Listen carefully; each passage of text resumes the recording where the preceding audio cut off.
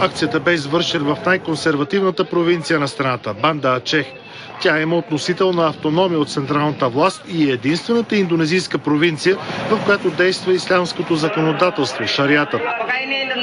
Това ли е Индонезия? На това ли му викате демокрация? Пънковете бяха арестувани след рок-концерт и отведени в център за задържане извън столицата на Банда Ачех. За назидание за опадащите им възгледи, 60 младежи бяха остригани до кожа, а на 5 девойки от групата косите бяха отрязани. Полицията премахна и всички пиерсинги и пънк атрибути, а накрая всички бяха изкъпани в реката за духовно прочистване. В този район има много пънкове и те са част от културното разнообразие на тази общност. Те могат да бъдат арестувани само ако представляват опасност за другите хора.